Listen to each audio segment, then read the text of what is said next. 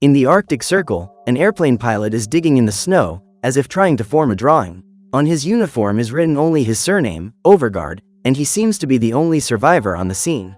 As soon as he finishes the job, it is revealed that he has formed the acronym SOS, indicating that the pilot is lost in the middle of the Arctic and needs rescuing.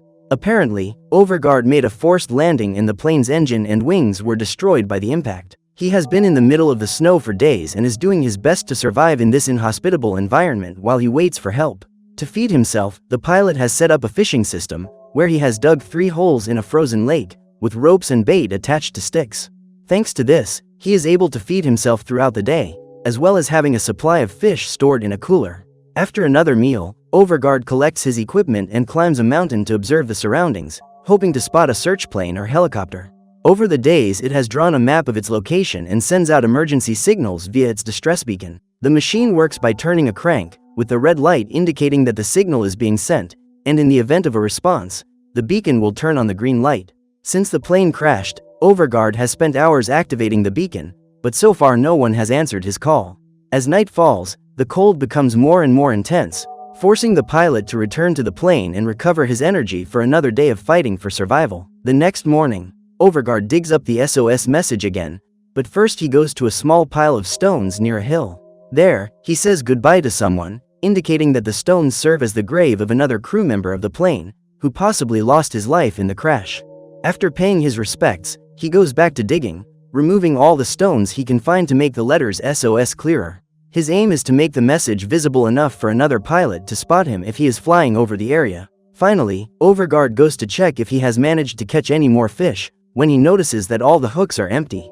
In addition, next to one of the holes, he sees a huge paw, which appears to be that of a snow predator. Fearing it's a polar bear, the pilot rushes back to the plane and locks himself inside until he's sure it's safe. Seeing that he is out of danger, Overgaard climbs the mountain again and activates the distress flare, waiting for the green light to finally come on.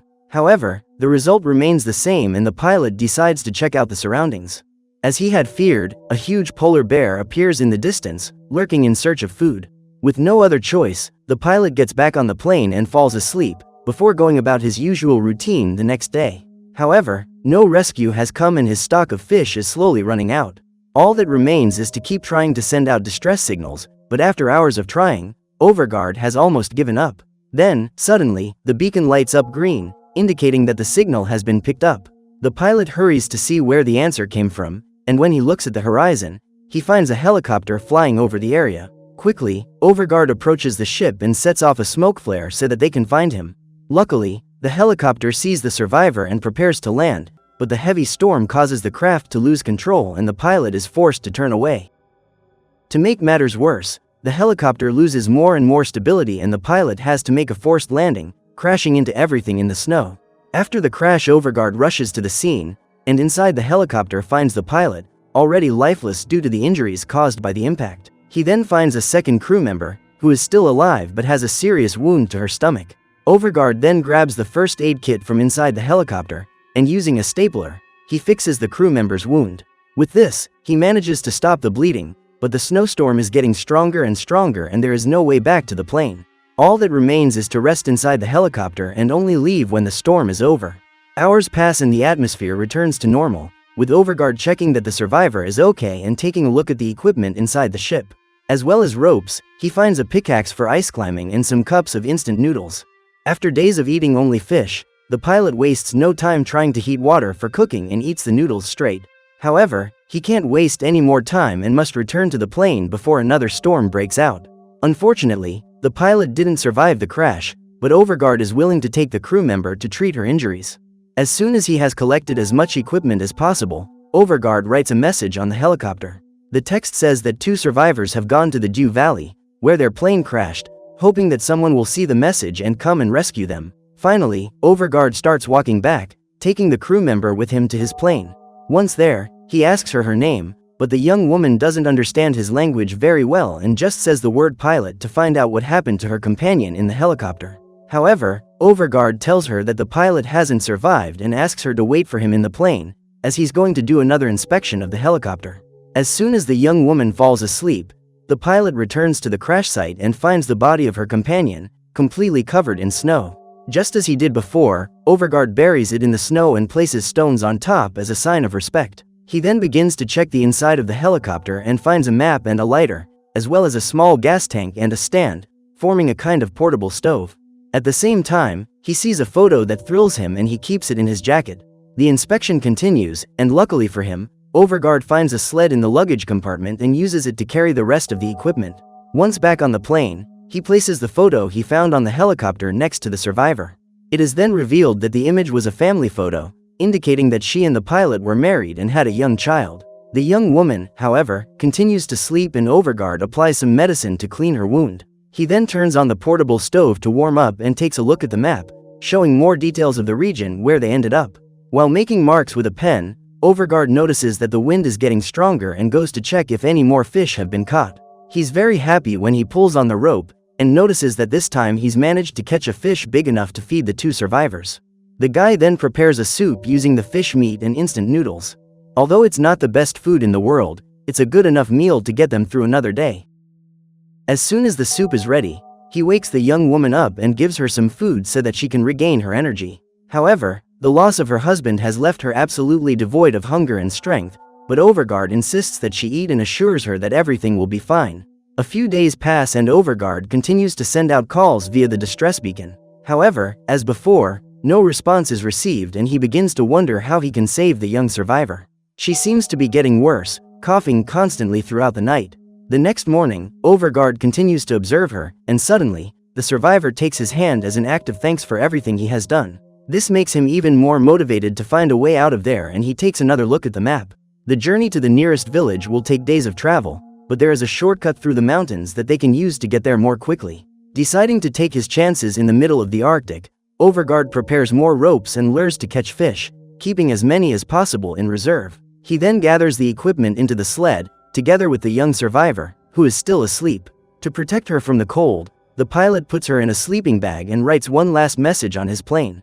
It says that the 2 of them are heading south in search of the village and need help. Finally, Overgard ties a rope to the sled, rests it on his shoulders and starts pulling it, heading towards the huge ice desert. However, looking closely at the map, the man realizes that the path is actually to the north. So Overgard returns to the plane, corrects the message and heads north, walking through thick snow.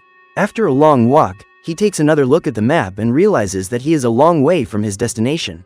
Even so, the pilot doesn't want to give up and gives the young woman some water to drink. More hours pass and the 2 survivors have completed the second part of the journey, but night is approaching. Because of this, Overgard starts digging in the snow, setting up a cave so that they can get some rest. He continues to feed and water the young girl, and the 2 of them fall asleep, hoping that no polar bears appear in the area. The day dawns once again and Overgard equips himself with more clothes and a mask, as another heavy storm is approaching. Along the way, he finds a piece of equipment covered in snow and hopes it belongs to a survivor. However, on taking a closer look, the pilot realizes that this was his equipment, left behind days ago when he tried to cross the Arctic alone. Inside a box, he found his old ID card, indicating that the pilot was part of the EEA. This is an experimental aircraft association where members build, restore and fly different types of aircraft. It is likely that Overgard ventured out in one of the experimental aircraft, but it was unable to withstand the Arctic weather conditions and crashed. However, it's no use complaining about it anymore and Overgard moves on, hoping to reach his destination as quickly as possible. The journey continues until the pilot comes across a huge mountain that wasn't on the map. Despite this obstacle, Overgard uses the pickaxe he took from the helicopter, climbs the mountain and finds a flat passage to the other side. He then pulls the equipment using a rope, after which he tries to do the same with the young survivor, pulling her along with the sled. However, doing so proves to be more difficult than he expected, and no matter how hard he pulls, the weight is too much for him to bear. As a result, the rope slips out of his hands and the sled begins to fall. In one last attempt, Overgard pulls it with all his might, but the sled ends up sliding to the bottom of the hill. Seeing that he won't be able to pull it to the top, the pilot is forced to leave this path behind and go around the mountain, taking a longer route.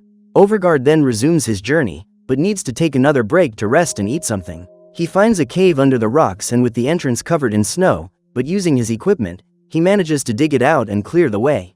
Inside, he uses the gas tank to cook the leftover fish and tries to feed the young woman, despite her condition. With night approaching, the only thing left for the 2 of them to do is get some sleep, but Overgard hears something approaching. He listens carefully, and to his horror he hears the roar of a wild animal, followed by heavy breathing. With great care, the pilot gets up and grabs his pickaxe, expecting the worst. Seconds later, the room falls silent again and Overgaard believes that the animal has given up and left. To his misfortune, the young woman ends up coughing right away, and this attracts the huge polar bear, which starts roaring more furiously. The animal tries to break into the cave, but the hole is too small for him to get through. Despite this, the bear insists on entering, using its paw to remove the snow and sticking its head through the opening. To stop it getting closer, Overgaard starts shouting in its direction and lights a flare, swinging it through the air to scare it away. His plan works and the bear is frightened by the fire, running away and leaving the 2 survivors in the cave. Despite his bravery, as soon as the predator leaves, Overgaard falls to the ground exhausted and panicked, trying to tell himself that everything will be all right. Another day passes and the pilot leaves the cave to investigate, and luckily, there is no sign of the polar bear anywhere. However, the place is not safe, and if the bear returns, the 2 survivors may not be as lucky as the night before. So, with the young woman on top of the sled, Overgaard continues to pull her, going a few more meters along the road that seems to have no end. To make matters worse, a heavy snowstorm begins to spread throughout the area, impairing the pilot's vision and forcing him to stop. This time, there is no cave nearby where he can take shelter, and continuing to walk will only make him more exhausted. The only solution is to get into the sleeping bag with the young woman and share the cramped space to keep warm. In the midst of this desperate situation, the hours pass slowly, until finally, everything returns to normal and the 2 survivors are covered by the snow.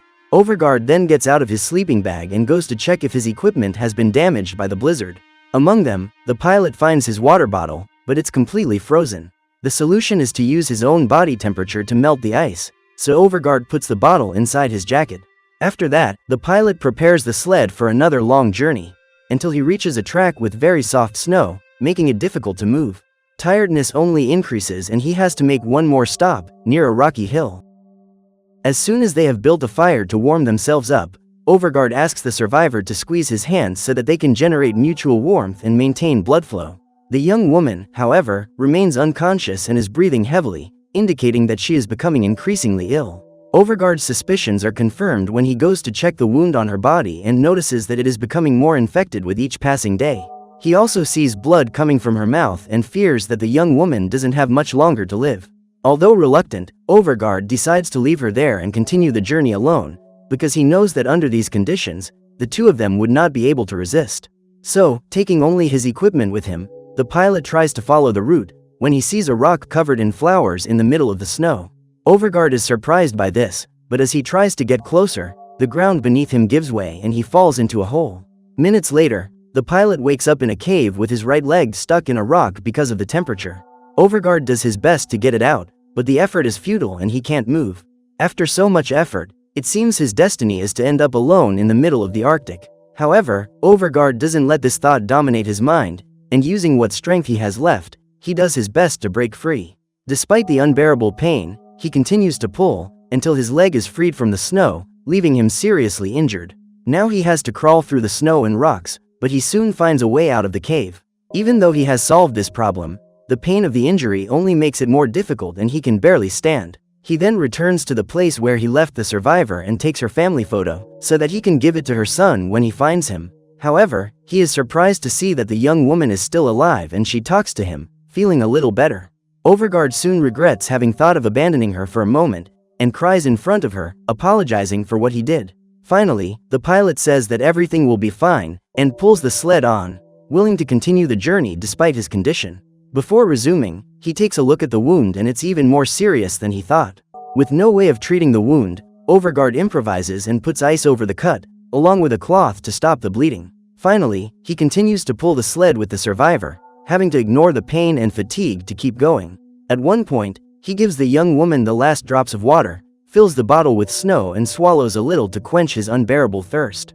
Afterwards, Overgaard takes a look at the map and realizes that there is still a long way to go before he reaches his destination. Tiredness increasingly takes over his body and everything goes from bad to worse when he reaches a higher part of the route. He tries to climb up using an iron bar as a walking stick, but his leg injury makes things difficult. Finally, he is forced to stop and look to see if the distress beacon still works, but it has been damaged by the blizzard. Without this resource, Overguard crawls to the top of the hill to see if he can find anything or anyone nearby. When he gets there, he sees a helicopter in the distance, which has just landed nearby. Without wasting any time, Overguard returns to the sled, pushing it with what energy he has left. Reaching the top, he shouts as loudly as he can for help, but his voice is weak and the pilot can barely speak. All he has to do is light the last flare he still has and he waves his arms, hoping that someone will see him. However, the team in the helicopter doesn't notice him, so Overguard tries one last desperate effort. He sets fire to the flare in his jacket and, using a stick, swings it in the air. Unfortunately, none of this works and the team returns to the helicopter, starting the takeoff away from there. All hope seems lost and Overguard lifts the young survivor up, begging the helicopter crew to see them. He only wishes that the group could save her, but the ship is already far away and any chance of survival seems to have been lost forever. Despite this, Overguard puts the young woman back on the sled and promises that he won't leave her alone. With the two of them lying on the snow, the pilot tells her and himself that everything will be fine, before falling asleep from exhaustion.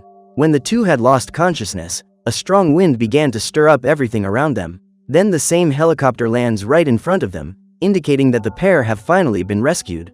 Even with all the adversities, Overguard overcame the limits of physical and mental effort before giving up. More than ensuring his own survival, the pilot managed to overcome the force of nature, because above all, he was fighting to protect someone. So what did you think of this movie? Leave it in the comments below. And if you liked the video, like and subscribe for more movie recaps. See you next time.